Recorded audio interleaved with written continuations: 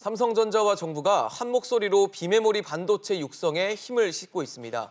문재인 대통령이 비메모리 반도체 육성 의지를 밝힌 이후 삼성전자는 2030년까지 비메모리 반도체 1위를 달성하겠다는 목표를 내놨고 오늘 그 구체적인 청사진을 발표할 예정입니다. 과거 메모리 반도체 1위라는 목표도 비현실적인 것처럼 보였지만 결국 달성했던 것처럼 이 비메모리 반도체 1위라는 목표도 수성할 수 있을지, 또 그렇게 되기 위해서는 어떤 조건들이 갖춰져야 하는지 두 분 전문가와 집중 진단해 보겠습니다.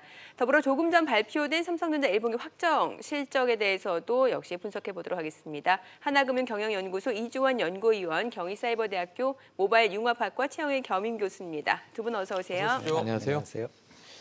우선 교수님, 네. 삼성전자 시스템 반도체에 대한 발전 전략을 이제 오늘 오후에 발표를 할 맞습니다. 건데 이 반도체 비전 2030은 이미 어느 정도 개괄적인 그림은 내놨잖아요. 맞습니다. 지난주 24일에 말씀하신 반도체 비전 2030이 나왔고요. 네. 이 삼성전자의 지금 전략적인 대전환입니다. 네. 이게 방점이 향후 133조 원을 투자한다. 지금 이제 정부 이야기도 좀 다뤄야 되겠습니다만 정부는 이 비메모리 반도체 분야에 국가 전략 산업으로 육성하기 위해서 지금 1조 원을 10년간 투자한다. 그럼 연간 한 이제 1,000억 원 수준이잖아요. 네. 근데 이제 삼성은 이제 어찌 보면은 기업 한 곳에서 133조를 투자한다. 내용을 보면 73조는 R&D이고요. 네. 60조는 인프라 쪽인데 네. 삼성은 지금 이 침체가 일시적인 침체가 아니라 메모리 반도체 시장에 이제 한계가 왔다. 삼성은 갈 수 있는 데까지 도달했다. 그렇다면 그 다음이 뭔가 넥스트 전략이 꼭 필요한 시점이고요. 네. 오늘 아마 이재용 부회장의 입을 통해서 네. 또다시 지난주 24일에 반도체 비전 2030이 좀 구체적인 내용, 핵심 내용이 또 조금 자락을 펼쳐 보이게 될 것 같습니다. 네. 그러면 시기적으로 봤을 때 이번 삼성의 시스템 반도체 발전 전략 발표, 이 때가 왔다는 해석하고 때를 만들었다 해석이 동시에 나오는데 어떻게 보십니까? 두 가지 의견을 명확하게 구분하기가 사실 어렵긴 한데요. 예.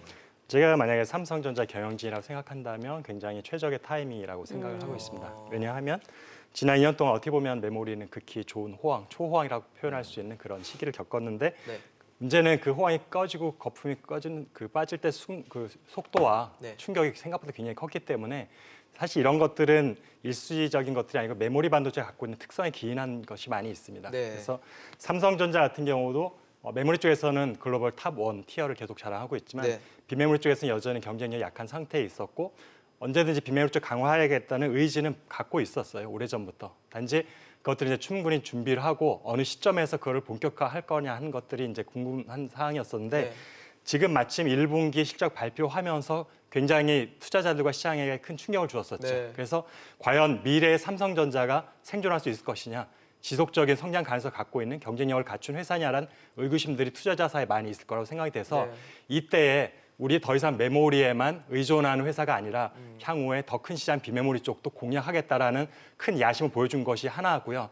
또 하나는 어차피 올해 이번 달 말로 예정된 정부에서 비메모리 육성 방안을 내놓을 때 어떤 정부에서 어떤 지침이 나오게 되면 알게 모르게 기업들한테 부담이 되는 측면들이 많이 있습니다. 그런데 그것들이 기업하고 충분히 협의를 거치지 않은 과정에서 나온 정책들이다 보니까 네. 오히려 그보다는 내가 먼저 앞서서 적극적인 모습을 보여주면 오히려 정부에서는 기업, 특히 삼성전자 같은 경우 굉장히 리딩 업체이기 때문에 그것들을 참조해서 정책에 반영할 수 있는 여지 충분히 남겨둔 것이죠. 그러니까 어떻게 보면 두 가지 토끼를 다 잡을 수 있는 전략이 아닌가 생각이 됩니다. 그럼 전략적으로 어느 정도 개괄적인 2030 비전을 내놓고 세부적인 이제 정책까지 발표할 때까지 정부에게 어떻게 보면 시간을 좀 줬다라고 볼 수도 있겠네요. 그리고 그 사이에 충분히 조율할 수 있는 시간이 있죠. 네. 그러다 보면은 좀 더 기업한테 필요한 부분들을 정부가 채워줄 수 있는 쪽으로 디테일한 부분이 잡아갈 수 있는 그런 여지가 남겨지게 됩니다. 네. 사실 조금 아까 뭐 저희도 전해드렸지만 1분기 실적이 역시 예상대로 좋지 않게 나왔거든요. 일단 어떻게 좀 보셨는지 좀 궁금합니다. 사실은 다행히 어닝 쇼크는 아니다. 이게 왜냐하면 미리 잠정 발표한 내용과 크게 네. 다르진 않아요. 그래서 이제 실제적으로 뭐 한 총 매출 52조 정도에 네. 지금 영업이익 6조 2천억 원 정도 예상했던 대로고요. 네. 그 안에서 이제 제일 궁금했던 것은 지금 우리가 반도체 분야를 논하고 있기 네. 때문에 반도체 실적이 어느 정도인가 인데 역시 좋지가 않습니다. 그런데 이건 예상했던 부분이고 예. 아까 위원님 말씀처럼 지금 반도체, 특히 메모리 반도체 쪽이 침체될 것이다라는 것은 지난해부터 예견됐던 네. 것이고 그게 이번에 수치로 확인된 것이거든요. 네. 그래서 저는 이게 어닝 쇼크라고 부르기보다는 네. 어닝 다크다. 앞으로 이 삼성의 메모리 분야의 실적은 아까 말씀드린 대로 한계를 찍었기 때문에 이제는 유지되거나 줄어들거나인데 반등의 여지는 없다고 네네, 보시는 반등의 거군요. 여지는 쉽지가 않다. 이것은 이제 삼성전자의 내재적인 문제가 아니고요. 시장에서 나오는 문제이거든요. 업황의 분위기 자체가 그렇다는 네네. 말씀이신 거죠. 그럼에도 불구하고 이 메모리 반도체 시장이 갑자기 꺼지는 건 아닙니다. 이거 꼭 필요한 분야이기 때문에 산업 부문에서 계속 이어지겠지만 네. 문제는 뭐냐 하면 단가 하락이라든가 네. 여러 가지 문제가 생길 수 있어요. 그래서 삼성전자는 지금 이미 장악한 메모리 시장을 넘어서 네. 그 다음으로 넘어가야 되는데 아까 이게 때를 만든 것이냐 때가 도래한 것이냐 저는 때가 좀 늦었다고 봅니다. 반도체 호황일 때 비메모리 시장이 갑자기 생긴 게 아니거든요. 네네. 이미 존재해 왔고 강자들이 있습니다. 거기를 이제 삼성은 새로운 도전을 해서 비집고 들어가서 이제는 거기서 상위에 랭크됐다가 사실 뭐 인텔이나 퀄컴과 이제 어깨를 나란히 경쟁을 해서 이겨내야 하는 싸움에 끼어든 것이거든요. 그렇기 때문에 이미 예상됐던 수순인데 어찌 보면 그 타이밍은 빨리 왔고 지금 이제 많은 전문가들은 골든 타임이라고 이야기합니다. 이게 뭐냐면 지금 실기하면 앞으로는 회복이 어려울 수 있다. 그래서 저는 아직은 골든 타임이 유지되고 있고 끼어들어야만 하는 당연한 시점에 당연히 뛰어들게 된 것이다. 이 이렇게 타이밍을 생각합니다. 놓칠 수는 없지만 네. 사실 더 좋았을 경우를 상정한다면 사실은 저는 반도체가 예. 메모리 반도체가 호황일 때 네. 투트랙으로 갔다가 이렇게 오버랩되는 게 더 좋았을 거다. 그렇게 말씀이신 가는 거죠? 게 일반적으로 이제 선도적인 기업의 사이클이고요. 저는 이 삼성이 지금 발표한 것이지 비메모리 시장을 그동안 도외시하고 있다가 갑자기 들어가는 것이 그런 아니라 건 아니죠. 예. 네, 그 흐름에 맞춰서 호황 때 이미 준비를 해왔다. 근데 네. 지금은 뭔가 뉴 비전을 발표해야 되는 타이밍이 네. 도래했을 뿐이다. 이렇게 예. 생각을 해봅니다. 알겠습니다. 자, 그럼 오늘 발표된 삼성전자 1분기 확정 실적 전문가와 분석해 보도록 하겠습니다. 현대차증권 노근창 센터장 연결되어 있습니다. 안녕하세요. 네, 안녕하십니까. 네, 삼성전자 1분기 확정치가 나왔습니다. 물론 예상을 했던 결과긴 하지만 이 숫자 자체가 의미하는 바를 좀 짚어주시면 좋을 것 같거든요. 예, 반도체 쪽은 뭐 4조 초반 정도 저희 예상했고 또 그게 부합되는 실적이 나왔기 때문에 더 이상 악화된 것 같지는 않고요. 다만 기대를 감이 좀 있었던 갤럭시 S10 효과로 실질적으로는 저기 IM 쪽 실적이 좀 예상보다 좋을 줄 알았는데 실제로 뚜껑 열어보니까 2.3조로 역시 마케팅 비용 부담이 컸던 것 같고요. 그다음에 삼성 디스플레이 같은 경우에는 어쨌든 그 아이폰 판매 부진 거기다가 LCD 패널 가격 하락에 따라서 적자를 시현했습니다. 예. 뭐 지금 반복되는 이야기입니다만 반도체 시장 침체 자체가 이번 삼성전자 1분기 어닝 쇼크에 가장 큰 영향을 줬다. 이렇게 이해를 하면 되겠죠? 예, 뭐 그게 가장 큰 원인이라고 보셔야 될 것 같습니다. 예. 네, 그렇다면 말씀 더 해주시죠. 예, 그래서 일단은 지금 뭐 메모리 반도체 업황 악화에도 불구하고 주가는 뭐 삼성전자도 그렇고 하이닉스도 그렇고 좀 일찍 반등을 했는데 뭐 이번 업황 악화가 뭐 장기적으로 뭐 1년 이상 지속될 거라고 시장은 보지 않는 것 같고요. 역시 늦어도 하반기 정도에는 점진적인 수요 회복이 선행 지표를 통해서도 확인되고 있기 때문에 뭐 이번 메모리 반도체의 그 실적 악화는 일단은 이번 2분기 실적을 바닥으로 해서 1분기가 아닌 2분기를 바닥으로 해서 점진적으로 회복될 거고 특히 5G 인프라 투자가 확대되는 2020년부터는 좀 탄력적인 개선 가능성도 충분히 있지 않나 그래 보고 있습니다. 그렇다면 삼성전자 주가 흐름을 좀 살펴보도록 하겠습니다. 이미 뭐 실적과 관련해서는 주가에 선반영이 됐다라는 분석들이 나오고 있는데 향후 흐름에 대해서는 어떻게 좀 전망하고 계십니까? 지금은 실적 대비 주가가 좀 빨리 반등했기 때문에 이제부터는 뭐 좀 의미 있는 실적 회복이 돼야지 주가가 레벨업이 될 것 같아요. 그래서 뭐 3분기에 3분기 실적이 회복되더라도 회복 강도가 크지 않다면 주가의 상승 탄력은 그렇게 크지는 않을 것 같아요.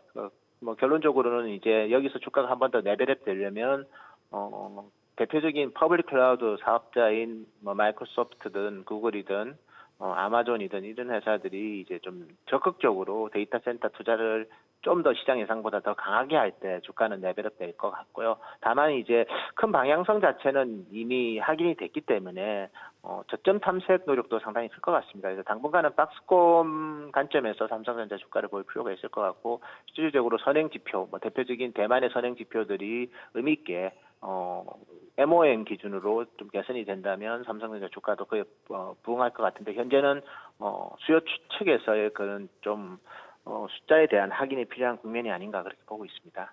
네.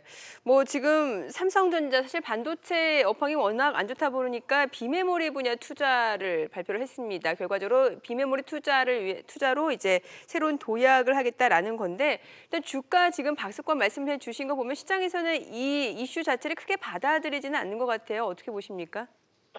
사실 시스템 반도체, 비메모리 반도체 다 어쨌든 삼성이 그렇다고 해서 지금까지 도외시했던 쪽도 아니었고 AP 그리고 드라이버 IC 그리고 이미지 센서 그리고 파운드리 공정 이런 쪽으로 삼성도 사실 그 비메모리 반도체에 대한 어쨌든 좀 시장 점유율 확대를 위해서 많이 노력을 했습니다. 다만 워낙 이쪽은 절대적인 강자들이 존재하고 있고 특히 또 향후의 성장성이 보이는 자동차 반도체 같은 경우에는 유럽의 그 NXP 그리고 인피니언 그리고 일본의 르네사스 이렇게 절대 강자들이 있기 때문에 삼성전자가 사실 시장을 적극적으로 개척을 못해서 진입을 못했다기보다는 기본적인 산업이 갖고 있는 그런 진입 장벽이 높다 보니까 삼성이 할 수 있는 영역에서만 사실 지금까지는 MS를 좀 확장을 한 것 같고요.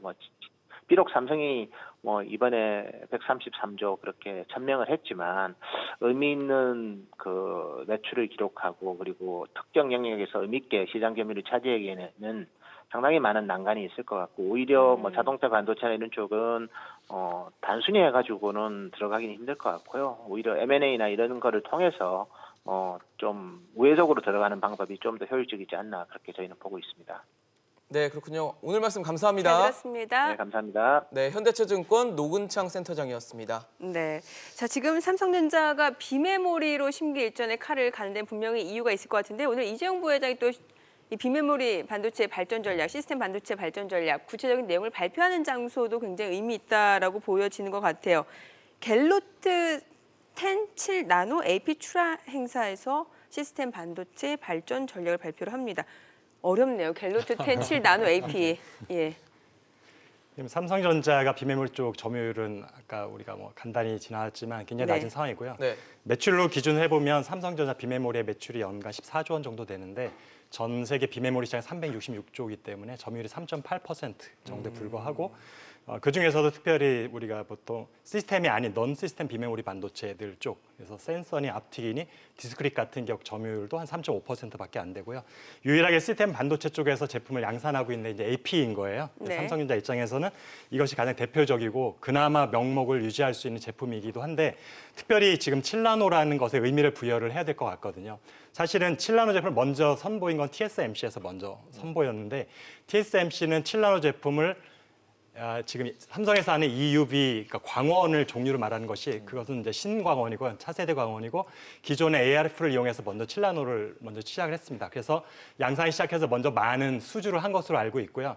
그래서 삼성전자 입장에서 보면 이미 TSMC가 뒤져 있는 상황에서 중간에 한 단계를 건너뛰고 가겠다는 전략인 거예요. 일반적으로는 먼저 설계를 안정화시켜서 그러니까 네. 기존의 광원으로 7나노를 셋업하고 공정을 바꾸는 식으로 가야지 안전한데 TSMC 그렇게 갔고 삼성은 공정과 설계를 동시에 바꿔서 지금 선두주자를 한 번에 따라잡겠다는 전략이거든요. 그래서 어떻게 보면 성공할 경우에는 선두와 격차가 굉장히 좁힐 수 있는 반면에 리스크도 굉장히 큰 전략입니다.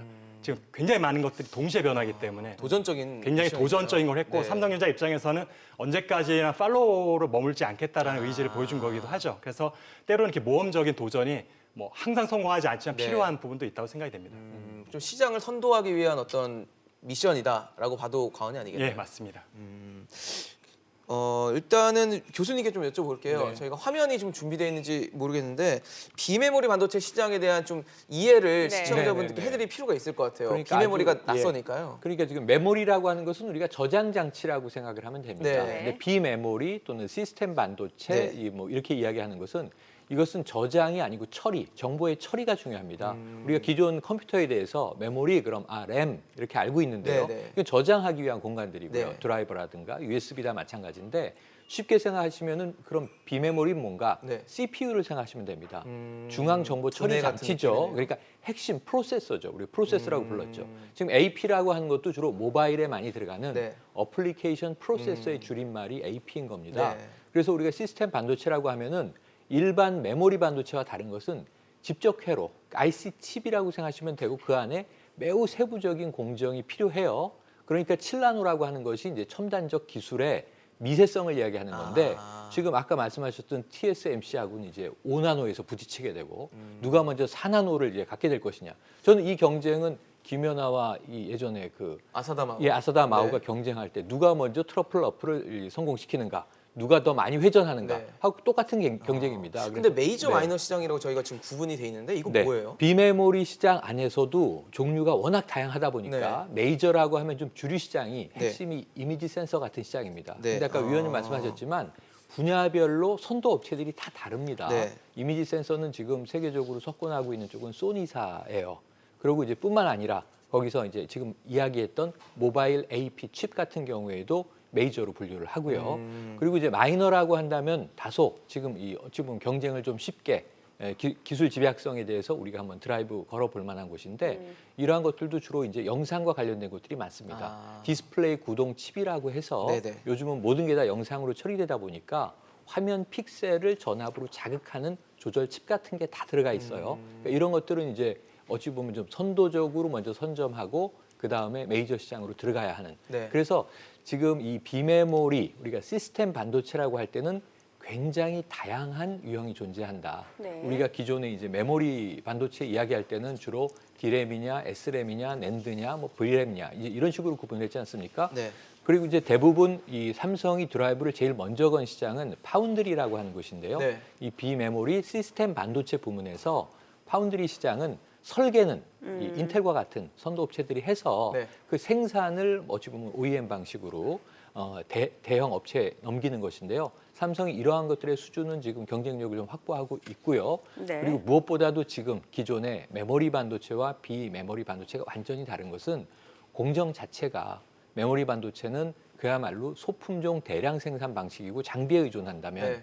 지금 진입하는 비메모리 시장은 기술 집약성과 인력들이 중요하기 때문에 이 부분은 다품종 소량 생산 시장이기 때문에 훨씬 이 공정 제어 복잡성은 높아진다. 이러한 부분들이 큰 네. 차이를 보이고 있습니다. 알겠습니다. 자, 그럼 가능성에 대해서 좀 진단을 해보도록 하죠. 이제 2030년까지 삼성이 비메모리 분야 1등을 할 수 있을지. 사실 이거와 관련해서는 앞서 저희가 뭐 증권업계 센터장 연결을 해봤습니다만 약간은 좀 더 지켜볼 필요가 있다라는 얘기를 해주셨어요. 그런데 사실 과거 그 메모리 반도체 또 그 당시에도 1등 수성하겠다라고 했을 때 다들 좀 불가능하다라는 시각이 많았다라고 하거든요. 그럼 이번에도 사실 나중엔 그럴 수 있지 않을까라는 생각도 들고요. 위원님도 아까 도전적인 미션이라고 말씀해 예. 주셨는데. 그러니까 도전적으로 했던 것들은 네. 보통 일반적으로 두 단계에 걸쳐서 가야 될 거 한 단계로 가려고 네, 한 것이 넘어가는 도전적이라는 거는, 것이고 네. 비메모리 시장에서 그럼 삼성전자 과연 메모리 시장만큼의 경쟁력을 가질 것인가라는 부분은 분명히 장점은 있습니다. 메모리하고 비메모리가 설계상에 많은 차이가 있어요. 예. 그렇지만 기본적으로 웨이퍼를 핸들링하고 설계하고 하는 능력들에 대해서는 갖춰져 있다고 보는데 근데 우리가 정말 이쪽 시스템 반도체, 비메모리 쪽하고 메모리하고 많은 차이는 사실은 트랜지스터 위쪽의 구조가 굉장히 많이 다릅니다. 그래서 삼성전자 같은 경우는 메모리에 잘했기 때문에 트랜지스터와 커패시터를 만드는 능력은 굉장히 탁월한데 로직 IC나 시스템 필요한 것은 MLM이라고 해가지고 위에 배선 라인들이 5층, 6층으로 올라가거든요. 근데 이쪽에 대해서는 아마 충분한 경험이 쌓여지지 않을 것 같고 거기에 대해서 예상치 못했던 많은 문제점들이 발견될 텐데 그것들을 라인의 엔지니어들과 R&D 있는 우리의 인력들이 얼마나 빠르게 문제들을 해결하고 접근하느냐 하는 것들이 문제가 될 것 같고 또 하나는 이번에 2030에서 보면은 설비 투자 부분은 생각이 좀 약했어요. 지금 삼성전자가 1년 내 설비 투자가 44조 원 정도 하는데 네. 10년에 60조 원이라는 얘기는 연간 6조 원 정도밖에 안 되기 네. 때문에 어떻게 보면 비메모리 쪽만 놓고 보면 설비 투자는 별로 하지 않겠다라는 얘기로 받아들여져서 그래서 그거를 뭐 파운더리를 통해 가지고 그거를 보충하겠다고 하지만 파운더리 시장 자체가 비메모리 시장 전체 17.5%밖에 되지 않습니다. 그래서 나머지 80%가 넘는 그 비메모리는 직접 칩 메이커들이 설계도 하고 직접 생산도 하는 체제이기 때문에 우리가 사실은 쉽게 파운더를 장악하면 비메모리 1등이 될 거라는 것은 좀 나이브한 생각인 것 같습니다. 일단 비메모리 1등을 위해서 전제 조건도 있을 것 같아요. 이런 것들은 꼭 예. 필수적으로 전제 필요하다. 조건은 지금 한 걸음씩 가야죠. 이제 시장에서 성과를 내줘야 됩니다. 네. 제가 좀 요즘에 관심 있게 보는 것은 네덜란드에 ASML이라는 업체가 있어요. ASML. 예, 이 업체가 반도체 장비를 발주하는 업체인데 네. 장비 한 대가 2천억 원 정도를 해요. 아. 지금 올해 예정이 30대를 발주합니다. 네. 그런데 지금 삼성전자가 비메모리로 진입할 때 제 첫 번째 경쟁자가 바로 대만 업체예요. TSMC가 네네. 되는 거죠. TSMC가 이 네덜란드의 ASML의 장비를 30대 중에 18대를 이미 수주했습니다. 그러니까 삼성이 이 싸움에서 어느 정도의 수주전에서의 성과를 내느냐, 이게 우선 제가 보기에는 그 대만의 TSMC를 꺾어야 네. 이 시장에서 초기 진입에 성공했다라고 초반 볼 수 분위기를 있겠거든요. 잡아갈 수 있는 많은 그래서 중요한 지금 왜 이제 네덜란드 ASML을 제가 언급했냐면 이러한 그 슈퍼 을에 해당하는 발주처들을 결국은 영업으로 확보를 해야 됩니다. 그리고 그 수주를 우리가 백업해서 납품을 했을 때 네. 거기서 또 오케이 사인을 받고 인정을 받아야 성과 중심으로 또 주식시장에서 뭔가 숫자를 보여주면서 네. 한 걸음씩 갈 수 있지 않겠습니까? 네. 투자는 133조를 하는데 초기 시장에서 어느 정도의 성과를 일궈내는가를 아마 뭐 주식시장을 비롯해서 많은 관심자들이 지켜보고 있을 것이기 때문에 네. 그러면은 진입과 동시에 조기에 얼만큼 성과를 내주는지 네. 삼성전자의 전략이 중요한 대목입니다. 예, 알겠습니다. 오늘 최영일 겸임교수 이주환 연구위원이었습니다. 말씀 잘 들었습니다. 고맙습니다. 고맙습니다.